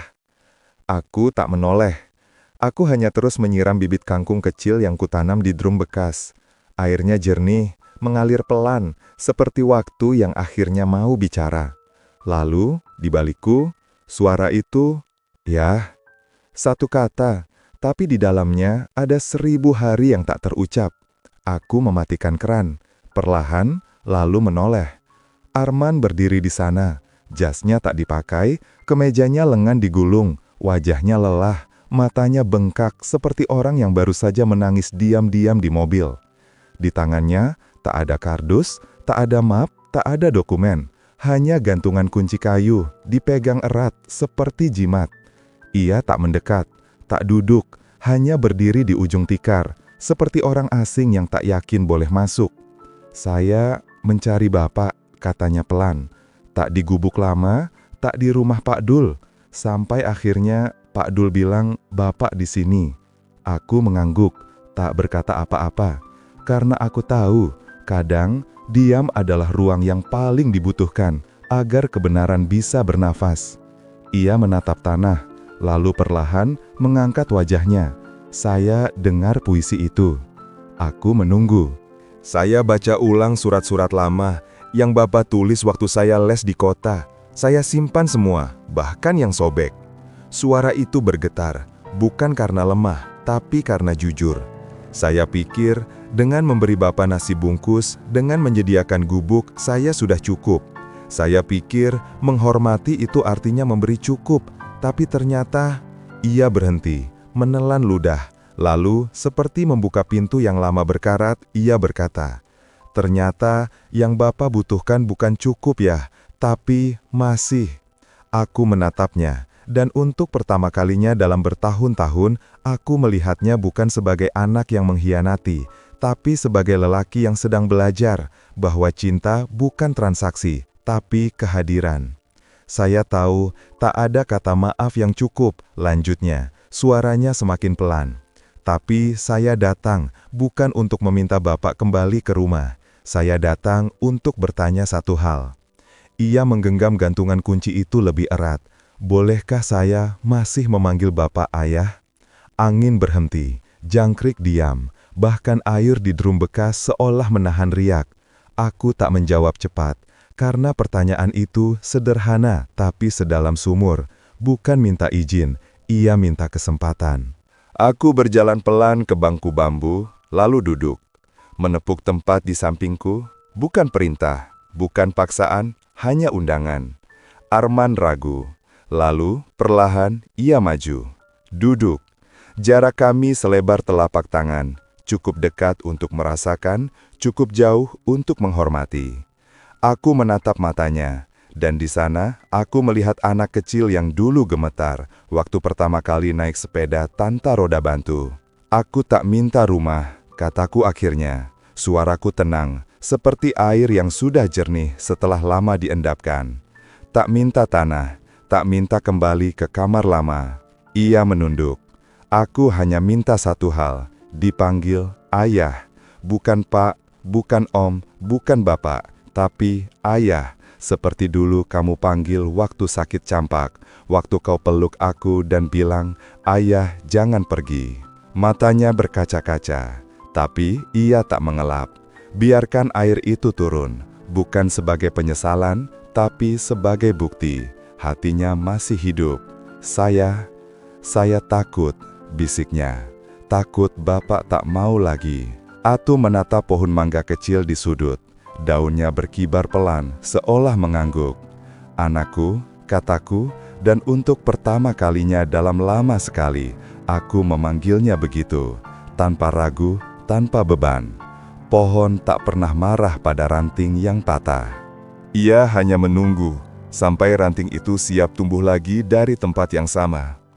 Aku menarik nafas. Aku di sini, bukan karena kau memanggil, tapi karena aku masih percaya. Di balik semua yang terjadi, kau masih anakku. Arman menunduk, lalu perlahan ia mengulurkan tangan, bukan untuk berjabat, tapi untuk menyentuh ujung lengan bajuku, seperti dulu waktu ia butuh kepastian bahwa aku benar-benar ada. Dan di sanalah, di bawah langit pagi yang mulai cerah, tanpa suara, tanpa janji besar, dua lelaki, ayah dan anak, duduk berdampingan, menahan nafas yang sama, seperti menunggu musim hujan yang akhirnya datang setelah kemarau panjang. Aku tak tahu apa yang akan terjadi besok, tapi hari ini, ia memanggilku ayah, dan untuk pertama kalinya dalam lama sekali, ia terdengar seperti rumah. Ia terdengar seperti rumah, tapi rumah yang sesungguhnya bukanlah tempat. Ia adalah keadaan hati, ketika kau bisa berdiri di depan orang yang pernah membuatmu terluka, dan memilih untuk tetap utuh, bukan karena ia berubah, tapi karena kau sudah kembali utuh. Arman tak tinggal lama. Ia pulang sebelum matahari tinggi, tak dengan janji besar, tak dengan rencana muluk, hanya dengan satu kalimat pelan. Saya akan kembali ya, tapi kali ini saya ingin datang dengan tangan kosong, tanpa alasan, tanpa rencana, hanya datang. Aku mengangguk. Tak memaksa, tak menahan, karena aku tahu, orang yang benar-benar ingin pulang tak perlu diikat. Ia akan kembali dengan caranya sendiri, di waktunya sendiri, ketika hatinya siap menjadi bukan hanya anak, tapi manusia utuh yang mampu mencintai tanpa syarat. Sore itu, setelah langkahnya menghilang di jalan setapak, aku duduk di bangku bambu, lalu membuka tas kresek kecil yang kusiapkan sejak malam sebelum puisi itu dibacakan. Isinya sederhana, 3 baju lusuh yang paling nyaman dipakai, selimut tipis bekas tidur Arman waktu demam, buku catatan, semua puisi, surat dan doa yang kutulis, foto Busari masih di dompet di samping gambar Bima, dan biji mangga kedua, yang ku genggam erat di perjalanan, seolah ia adalah kunci untuk tanah baru. Aku tak marah, tak sedih. Aku hanya selesai menunggu. Bukan karena menyerah, tapi karena akhirnya mengerti. Aku tak perlu tinggal di gubuk, di teras, di sudut pesta, untuk membuktikan aku layak dicintai. Cinta yang sejati tak perlu ruang fisik. Ia butuh ruang batin, dan ruang itu baru terbuka Ketika aku berani pergi dengan kepala tegak, bukan dengan punggung membungkuk. Aku menulis surat terakhir, kali ini bukan 12 halaman, hanya 1. Di atas kertas daur ulang, dengan pulpen biru yang hampir habis, aku tulis. Untuk Arman dan Rini, terima kasih atas nasi bungkusnya.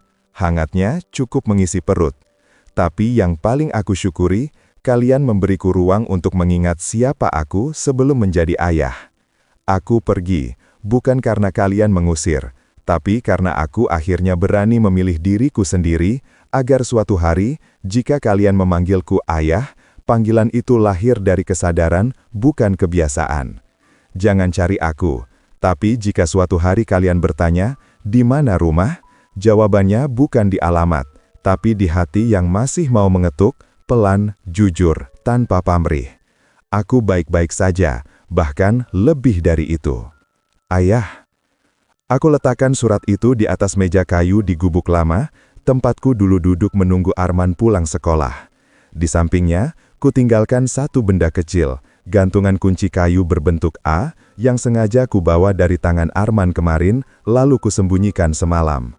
Bukan sebagai hukuman, tapi sebagai tanda bahwa cinta sejati tak pernah mempertahankan benda, ia melepaskan. Agar yang tersisa bukan kenangan yang dipaksakan, tapi keinginan yang tumbuh alami. Lalu, pagi buta, sebelum ayam berkokok, aku berjalan. Tas kresek di tangan, buku catatan di saku, biji mangga di genggaman. Langkahku ringan, bukan karena beban hilang, tapi karena aku tak lagi membawanya. Di gerbang desa, Pak Dul menunggu, dengan sepeda tuanya, dan senyum yang sama sejak kami remaja. "Sudah siap?" tanyanya. Aku mengangguk. "Kau tahu kemana?" Aku menatap matahari yang mulai menyingsing di balik bukit. Tidak, tapi aku tahu, selama masih ada tanah yang bisa kutanami, dan hati yang masih mau menulis puisi, aku tak akan pernah tersesat. Ia menepuk bahuku, lalu, tanpa kata, ia mengayuh pelan, dan aku berjalan di sampingnya. Bukan sebagai ayah yang ditinggalkan, bukan sebagai guru pensiunan yang tak berguna, tapi sebagai lelaki yang akhirnya memilih untuk hidup, bukan demi diingat, tapi demi tetap jujur pada dirinya sendiri. Dan di saku bajuku, biji mangga itu hangat, seperti janji kecil yang belum matang, tapi sudah punya akar, bahwa setiap kepergian yang tulus adalah benih bagi kepulangan yang lebih bermakna. Aku tak tahu di mana aku akan tidur malam ini. Tapi untuk pertama kalinya dalam lama sekali, aku tak perlu tahu. Karena rumah bukan tempat. Rumah adalah ketenangan ketika kau bisa berkata pada dirimu sendiri, "Aku masih utuh, dan itu cukup. Aku masih utuh, dan itu cukup." Dan ternyata, ketika kau cukup bagi dirimu sendiri, dunia mulai memberimu ruang untuk berbagi. Pak Dul tak membawaku jauh, hanya sejauh 2 desa, ke gubuk bambunya di pinggir sawah yang dulu jadi tempat kami jaga malam waktu musim panen. Tapi di sana, ia telah menyiapkan sesuatu yang membuatku terdiam. Sebuah bangku panjang dari bambu, dinaungi atap rumbia. Di atasnya, papan tulis kecil, bekas pintu lemari, dicat hitam dengan arang dan minyak kelapa. Di pojok, rak dari batang pisang kering, berisi buku-buku lusuh, primbon, serat wedah tama, buku bacaan SD lama, bahkan Kamus Bahasa Jawa Indonesia edisi 1987. "Ini ide Bu Surti," katanya sambil menyerahkan secangkir kopi tubruk. Dia bilang, Guru Harjo tak boleh berhenti mengajar, cuma muridnya mungkin beda. Aku menatap papan tulis itu. Huruf A yang kugoreskan untuk uji coba masih basah, hitam pekat, tegas. "Untuk siapa ini?" tanyaku pelan. Pak Dul tersenyum. Senyum yang dulu muncul waktu kami menemukan mata air di tengah kemarau. Untuk mereka yang dibilang sudah tua untuk belajar. Esok paginya, saat embun masih basah di rerumputan, yang pertama datang adalah Bu Surti. Bukan sebagai kepala sekolah, tapi sebagai murid. Ia datang dengan kerudung sederhana, membawa buku tulis bergaris, pensil 2 batang, dan senyum yang tak pernah kuduga akan kembali. Senyum murid yang benar-benar ingin tahu. "Saya lupa cara menulis puisi, Guru," katanya, duduk di bangku bambu. Tangan tuanya memegang pensil seperti memegang kenangan. Saya hanya ingat, dulu guru bilang puisi bukan tentang indah, tapi tentang jujur. Lalu satu persatu, mereka datang. Bu Marto, 72 tahun, mantan penjual gula Jawa, yang ingin belajar menulis namanya dengan huruf tegak bersambung, agar bisa tanda tangan di KTP sendiri. Pak Soleh, 68 tahun, bekas kuli bangunan, yang ingin tahu cara membaca resep obat tanpa malu-malu ke apotek. Mbah Sri, 79 tahun, janda yang tak punya cucu, yang hanya minta diajari menulis satu kalimat. Terima kasih nak, sudah menjengukku. Untuk dikirim ke tetangga yang sering bawakan nasi. Aku tak mengajar seperti dulu. Tak ada lonceng, tak ada seragam, tak ada nilai. Aku hanya duduk di bangku depan, lalu berkata, "Hari ini kita belajar satu hal, bagaimana menulis perasaan tanpa takut salah." Kami mulai dari hal paling sederhana, menulis nama sendiri, perlahan dengan huruf yang tak perlu sempurna, asal bisa dikenali oleh hati yang menunggunya. Membaca ayat pendek bukan untuk hafalan, tapi untuk merasakan irama bahasa, seperti irama hujan di atap rumbia. Membaca kalimat dari kata rumah, dan jawabannya membuatku ingin menangis diam-diam. Rumah itu waktu cucu datang lalu peluk kaki kita tanpa diminta. Rumah itu waktu kita tak perlu pura-pura kuat. Rumah itu waktu ada orang yang masih tanya, "Sudah makan belum?" Di tengah pelajaran, Pak Dul datang membawa nampan, teh jahe, pisang rebus, dan kue cucur. Semua hasil kebun kecil di belakang gubuk. "Ini upah mengajar, Har," katanya sambil meletakkan nampan. Bukan uang, tapi rasa. Aku memandang murid-muridku. Rambut mereka putih, tangannya keriput, matanya kadang berkabut oleh usia. Tapi ketika mereka menulis, mereka kembali muda. Penuh harap, penuh keberanian, penuh kemungkinan. Seperti pohon tua yang masih berbunga, bukti bahwa hidup tak pernah benar-benar berhenti selama ada yang mau menyiraminya dengan kesabaran. Sore itu, setelah semua pulang, berjalan pelan tapi tegak, dengan buku tulis di tangan seperti membawa harta, aku duduk sendirian di bangku, menatap matahari terbenam di atas sawah. Bu Surti kembali, kali ini tanpa buku. Hanya membawa amplop coklat, tipis. "Ini dari murid SD dulu, Guru. Mereka kirim setelah video puisi itu viral. Mereka bilang, Guru dulu mengajari mereka menulis namanya. Sekarang, mereka ingin Guru tahu, nama Guru masih terukir di hati mereka." Aku membuka amplop itu. Di dalamnya puluhan kertas kecil, bekas sobekan buku tulis, masing-masing bertuliskan tangan, dengan gaya yang khas. Guru Harjo, sama dengan orang baik. Terima kasih sudah sabar waktu saya salah baca. Saya jadi guru juga, Pak, biar bisa kayak Bapak. Saya masih simpan pensil biru Bapak, masih utuh. Aku tak menangis. Aku hanya menutup mata, lalu berbisik pelan. Terima kasih, Nak. Kalian mengingatkanku, guru tak pernah pensiun. Ia hanya berpindah kelas, dari ruang kelas ke hati. Malam itu, di bawah langit penuh bintang, aku mengeluarkan biji mangga dari saku, dan bersama Pak Dul, kami menanamnya di halaman sekolah darurat ini. "Namai dia apa?" tanya Pak Dul. Aku menatap papan tulis yang masih menyimpan jejak huruf A dari pagi tadi. "Akar," jawabku. Karena dari sinilah semuanya mulai tumbuh lagi. Dan untuk pertama kalinya sejak lama, aku tak lagi bertanya siapa yang butuh aku.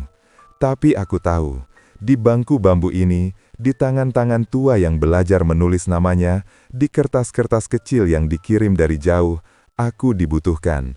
Bukan karena apa yang kumiliki, tapi karena apa yang masih kubagikan. Keberanian untuk tetap jujur, meski dunia memintamu diam. Meski dunia memintamu diam. Dan diam ternyata bukan akhir. Ia bisa jadi tanah tempat akar tumbuh diam-diam, tempat harapan menunggu musimnya, tempat cinta yang tak terucap akhirnya menemukan bentuknya, bukan dalam teriakan, tapi dalam buah yang matang pelan, di pohon yang dulu hanya biji. 3 tahun berlalu. Sekolah pagi kini punya atap anyaman baru, dinding bilik dari bambu yang rapi, dan murid tambahan, anak-anak kecil yang ikut neneknya, lalu duduk di belakang, ikut menulis huruf A dengan krayon warna-warni. Dan di halaman depan, tepat di bawah papan tulis yang kini penuh coretan puisi murid, berdiri tegak pohon akar. Tingginya hampir menyentuh awan rendah. Dahan-dahannya rindang, daunnya hijau tua. Dan pagi ini, untuk pertama kalinya, ada buah. 3 mangga kecil, masih muda, hijau pekat, mengilat oleh embun, bergelantungan di ujung ranting yang paling rendah. Seolah sengaja tumbuh di sana, agar bisa dijangkau oleh tangan kecil. Aku berdiri di bawahnya, tangan menyentuh batangnya yang kasar tapi kuat. Bekas ikatan tali penyangga masih terlihat, tanda ia pernah goyah, pernah butuh penopang, tapi kini berdiri sendiri, kokoh, penuh martabat. Pak Dul datang membawa keranjang bambu. Kau yang petik pertama, Har, ia tumbuh dari tanganmu. Aku menggeleng. Tidak, ia tumbuh dari banyak tangan. Tangan Bu Marto yang menyiram waktu aku sakit, tangan Pak Soleh yang membersihkan rumput, tangan Basri yang berdoa tiap maghrib. Lalu, perlahan, aku memetik 1 mangga, yang paling dekat dengan tanah. Kulitnya halus, beratnya pas di telapak tangan. Aku membawanya ke meja kecil di bawah rindang pohon. Meja yang dulu kami buat dari papan bekas, tempat kami menulis puisi, membaca surat, dan minum kopi bersama. Di sana, sudah menunggu amplop kertas coklat, sederhana, tanpa perangko, alamatnya ditulis tangan Bu Surti. Untuk Bima, cucuku yang suka layang-layang, dikirim oleh orang tua yang masih percaya pada musim.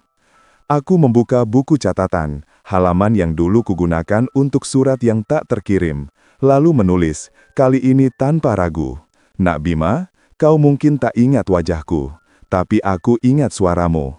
Pak, waktu kau berlari ke arahku di pesta ulang tahunmu. Ini buah pertama dari pohon yang kutanam waktu kau masih kecil. Warnanya hijau, rasanya belum anis, tapi di dalamnya ada rasa sabar, doa, dan sedikit harap yang tak pernah kusingkirkan. Aku tak tahu apakah kau suka mangga, tapi aku tahu kau suka bermain di luar, suka mengejar angin, suka membuat layang-layang dari kertas bekas. Jadi, kalau suatu hari kau ingin tahu bagaimana rasanya punya ayah yang baik, cicipilah buah ini, bukan karena manisnya, tapi karena ia tumbuh dari tanah yang tetap setia, meski pernah dilupakan. Dan kalau kau ingin tahu bagaimana cara membuat layang-layang yang bisa terbang tinggi, aku akan ajari. Bukan dengan koran bekas, tapi dengan kertas yang kau tulisi sendiri. Aku sayang ayah. Pak aku melipat surat itu, lalu meletakkannya dalam amplop. Di luar, ku gambar kecil, pohon plus anak kecil plus layang-layang. Lalu kumasukkan 1 biji mangga yang kugores pelan dengan huruf kecil. U, untuk ulang, utuh, untukmu. Bu Surti datang di senja hari, membawa tas kain. Besok saya ke kota guru, ini akan sampai sebelum lebaran. Aku menyerahkan amplop itu, tak banyak bicara. Karena aku tahu, kadang surat terbaik bukan yang paling panjang, tapi yang paling jujur. Dikirim tanpa menuntut balasan, seperti benih yang dilempar ke angin. Ia tak tahu di mana jatuhnya, tapi ia percaya tanah yang baik akan menangkapnya. Malam itu setelah semua pulang, aku duduk di bawah pohon akar, sendirian tapi tak kesepian. Angin bertiup pelan, daun-daun berbisik seperti doa yang saling menyahut. Aku menatap langit, bintangnya mulai bermunculan, satu persatu, pelan, pasti. Dan untuk pertama kalinya dalam lama sekali. Aku tak lagi menulis pertanyaan di buku catatan. Aku hanya menulis 1 kalimat. Bukan untuk dikirim, bukan untuk dibaca orang, tapi sebagai tanda. Aku telah menanam, aku telah menunggu, dan hari ini aku belajar. Kebahagiaan bukan di akhir cerita, tapi di setiap saat kau memilih untuk tetap percaya pada kebaikan yang belum tampak. Di sampingku, mangga kedua dan ketiga masih bergelantangan, belum matang, tapi sudah punya bentuk. Seperti harapan, seperti cinta, seperti rumah yang sedang dibangun bukan dari batu, tapi dari kesabaran yang akhirnya berani menjadi akar. Menjadi akar. Dan Akar, yang setia, yang diam, yang tak pernah meminta dipuji, akhirnya merasakan getaran kecil dari atas, bukan guncangan, bukan badai, tapi sentuhan lembut dari ranting yang mulai tumbuh daun baru. Pagi itu, ketika embun masih menempel di daun mangga muda, Pak Dul datang. Bukan dengan sepeda, tapi berjalan kaki. Napasnya agak tersengal, tapi matanya berbinar seperti anak kecil yang menyimpan rahasia indah. Di tangannya, satu amplop, kertasnya berwarna biru langit, sudutnya agak kusut, bau krayon, dan tangan kecil yang belum tahu cara melipat HP. Ini dari kantor pos kecil di kota, katanya, menyodorkannya pelan. Surat tangan, tanpa perangko, dikirim lewat Bu Surti. Aku tak buru-buru membukanya. Aku memegangnya dulu, merasakan beratnya, teksturnya, kehangatan yang tersisa dari tangan yang menulisnya. Lalu, di bawah pohon akar, dengan cahaya matahari yang menerobos daun membentuk pola seperti jala harapan, aku membuka amplop itu. Di dalamnya, satu lembar kertas gambar, yang dulu sering kupakai untuk mengajar murid membuat pola layang-layang. Gambarnya sederhana, tapi penuh cerita. Di kiri, seorang lelaki tua, rambutnya putih, pakaiannya sederhana, duduk di bawah pohon besar, memegang sesuatu yang panjang dan ringan. Di kanan, anak kecil berambut ikal, memegang ujung tali yang sama. Di tengah, layang-layang berbentuk hati, terbang tinggi, ditarik oleh dua tangan, satu besar, satu kecil. Dan di atasnya, tulisan goyah, hurufnya belum rata, beberapa terbalik, tapi penuh tekad. Pak plus aku sama dengan layang-layang. Di bawahnya, ada tambahan, tulisan yang lebih kecil, lebih rapi, tapi jelas bukan tulisan anak. Nenek bilang, Pak Harjo itu ayah yang baik. Aku rindu diajari layang-layang. Bima, 6 tahun. Rini, dengan tangan yang sama yang dulu menarik Bima dari pelukanku, telah menulis untuknya. Tapi ia tak mengubah satupun goresan anak itu. Ia hanya membantu suara kecil itu sampai. Aku menatap gambar itu lama, sangat lama. Dan untuk pertama kalinya dalam 3 tahun, aku menangis. Bukan tangis sedih, bukan tangis lega, tapi tangis kenal. Seperti orang yang tersesat bertahun, lalu tiba-tiba mendengar lagu yang dulu dinyanyikan ibunya, dan tubuhnya ingat sebelum pikirannya sempat meragukan. Air mataku jatuh, pelan, hangat, mengenai kertas itu. Tapi aku tak buru-buru mengelapnya. Biarkan ia mengering di sana, bekas jujur dari hati yang akhirnya boleh lelah, boleh rapuh, boleh manusiawi. Di balik gambar itu, ada sesuatu yang menonjol. Aku balikan. 1 biji mangga, kering, kecil, dibungkus kain perca biru. Di kain itu, tertulis tangan Rini. Dari mangga pertama di rumah lama, Bima petik sendiri. Katanya, ini buat Pak. Aku memegang biji itu. Dingin, tapi di dalamnya, aku merasakan hangat. Hangat tangan kecil yang memetiknya, hangat keberanian Rini untuk mengirimnya, hangat harapan yang tak lagi bicara dalam diam, tapi dalam tindakan kecil yang berani. Bu Surti datang di siang hari, bukan sendiri. Di belakangnya, Bima berlari kecil, memegang layang-layang dari kertas koran, dengan ekor dari pita bekas bungkus kado. Dia minta diantar guru, bisik Bu Surti.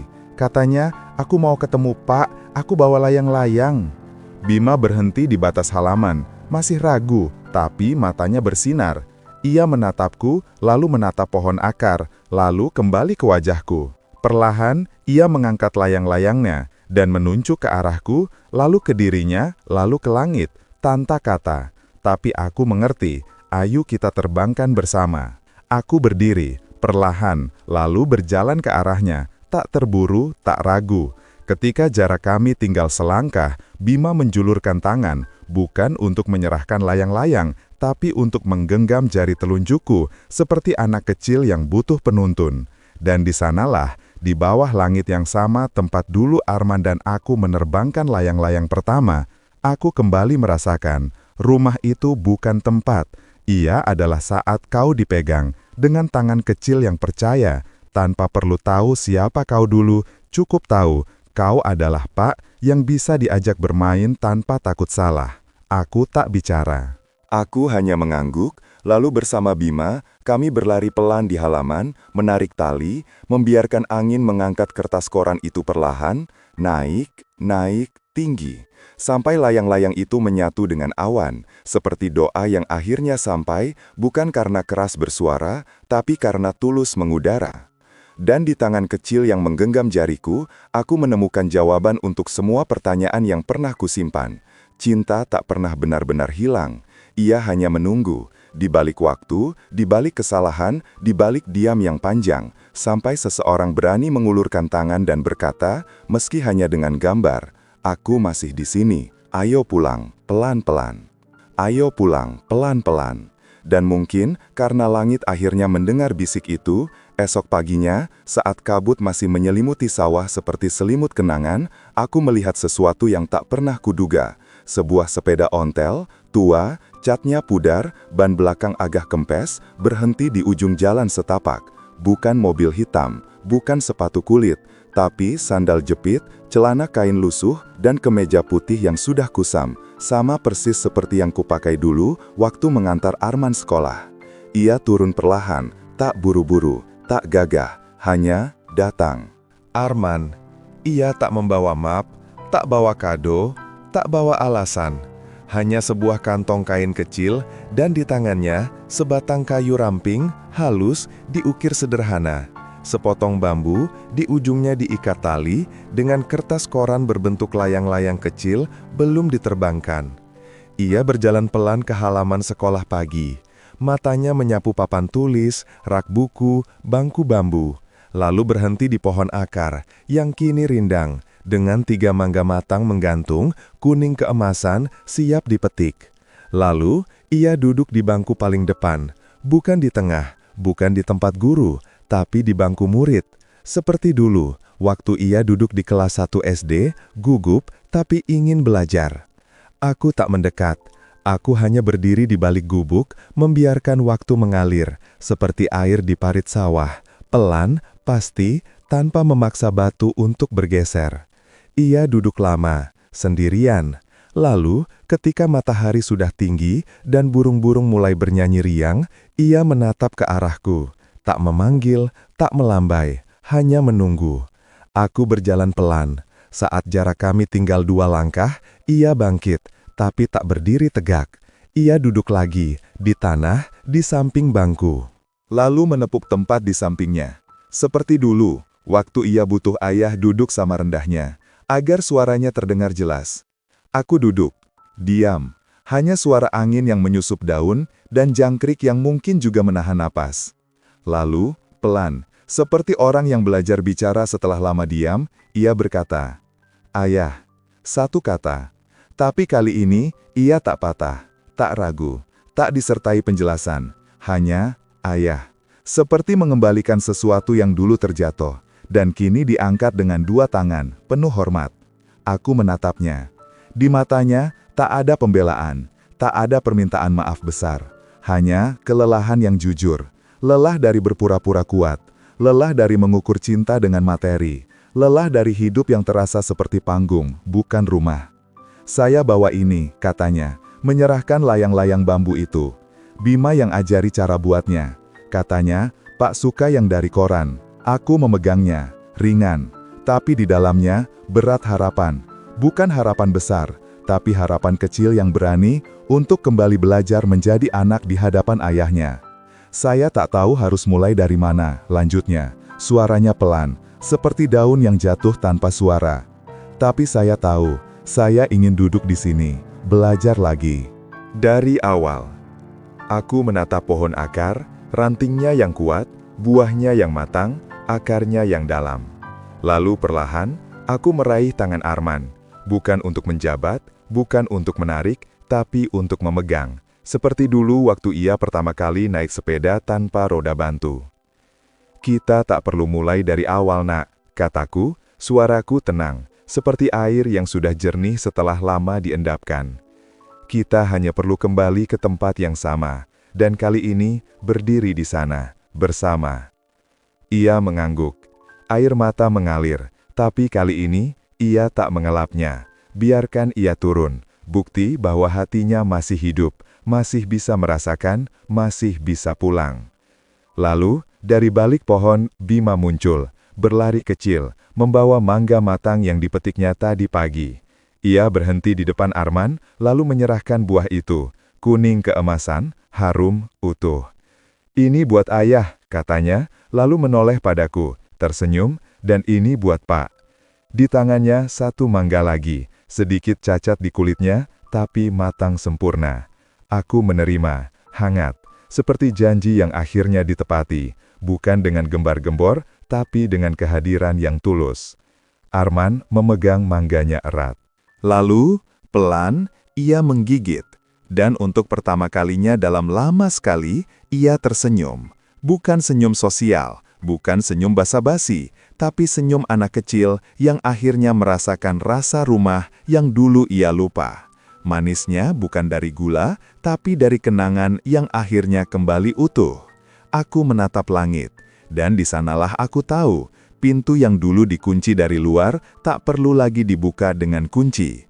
Karena orang yang benar-benar ingin masuk, tak mengetuk. Ia duduk di luar, menunggu dengan sabar, sampai hati di dalam siap membukakan tanpa syarat, tanpa syarat. Dan dari sanalah, dari keberanian untuk membuka tanpa meminta jaminan, segalanya perlahan tumbuh kembali. Bukan seperti dulu, tapi seperti harusnya, lebih dalam, lebih jujur, lebih manusiawi. Bertahun berlalu, sekolah pagi kini jadi rumah akar, bukan sekedar gubuk, tapi komunitas. Lansia mengajar baca tulis, anak-anak belajar menanam sayur, ibu-ibu membuat kerajinan dari daun kering, dan di setiap Sabtu pagi, kami duduk bersama di bawah pohon yang kini tingginya menyentuh awan. Pohon ayah, begitu mereka menyebutnya. Pohon itu kini rindang, batangnya kuat, rantingnya menjulang, dan setiap musim ia berbuah lebat. Mangga kuning berdaging tebal, manis asam, harumnya menyebar sampai ke jalan desa. Yang menarik, buahnya tak pernah dipetik habis. 1-2 selalu dibiarkan jatuh alami, biar bijinya menyebar. Kata Bima sekarang, usia 12 tahun, yang kini jadi penjaga pohon, lengkap dengan buku catatan kecil, berisi tanggal berbuah, jumlah buah, dan nama-nama yang ikut merawat. Di bawah pohon itu, kami duduk setiap pagi. Arman, Rini, Bima, Pak Dul, Bu Surti, Bu Marto, Pak Soleh, Basri, dan aku, di atas bangku-bangku kayu sederhana yang sengaja dibuat tanpa sandaran tinggi. Supaya semua duduk sama rendah, kata Arman waktu membantu membuatnya. Dan di salah satu bangku, yang paling dekat dengan akar utama, ada ukiran sederhana, dibuat oleh Bima waktu usia 8 tahun, dengan pahat pinjaman dari Pak Dul. Kadang, yang kita tinggalkan bukan rumah, tapi kebiasaan salah yang membuat kita lupa bahwa cinta sejati tak pernah meminta kunci, ia selalu membuka pintu. Tak ada nama, tak ada tanggal. Hanya kata-kata yang kini jadi pegangan diam-diam bagi siapapun yang duduk di sana, merasa lelah dan butuh diingatkan. Bahwa menjadi ayah bukan soal memberi warisan tanah, tapi soal menanam kepercayaan, bahkan ketika dunia memintamu meragukannya. Bahwa dihormati bukan soal tempat tidur terbaik, tapi soal ruang untuk tetap utuh, meski dunia ingin kau membungkuk. Bahwa pulang bukan soal alamat, tapi soal keberanian untuk berkata, "Aku salah, aku rindu, bolehkah aku duduk di sini, meski hanya di bangku paling ujung?" Aku tak lagi tinggal di gubuk, aku tinggal di rumah kecil di samping rumah akar, dibangun bersama Arman dengan tangan kami berdua, tanpa kontraktor, tanpa desain mewah. Dindingnya dari bambu, atapnya rumbia, dan di beranda, kursi ayun kayu jati lama yang akhirnya diperbaiki, bukan dengan paku baru, tapi dengan lem kayu dan doa yang sama seperti dulu. Arman tak menjual rumah warisan, ia merenovasinya, tapi bukan jadi rumah modern. Ia mengembalikan foto-foto ke dinding, lemari jati ke ruang tamu, dan di kamar kecil bekas gubuk kandang ayam kini jadi ruang kenang, tempat surat-surat lama, gantungan kunci kayu A, dan gambar pertama Bima. Pak plus aku sama dengan Bima, di bingkai kaca, digantung tepat di atas meja kecil tempat kami minum kopi setiap minggu pagi. Rini tak lagi bicara soal estetika atau konsep hidup baru. Ia belajar menanam bunga kenanga yang dulu Bu Sari tanam, dan setiap pagi ia menyisipkan satu kuntum di vas kecil di meja makan. "Biar wangi seperti dulu, Pak," katanya suatu hari tanpa diminta. Dan Bima, ia kini tak lagi memanggilku Pak saja. Terkadang, saat matahari terbenam dan kami duduk berdua memperbaiki layang-layang, ia berkata pelan, "Ayah tua," lalu tersenyum, seperti tahu ia baru saja menyatukan dua dunia, masa lalu dan masa depan. Aku tak menangis, aku hanya mengangguk, lalu mengulurkan tali layang-layang ke tangannya.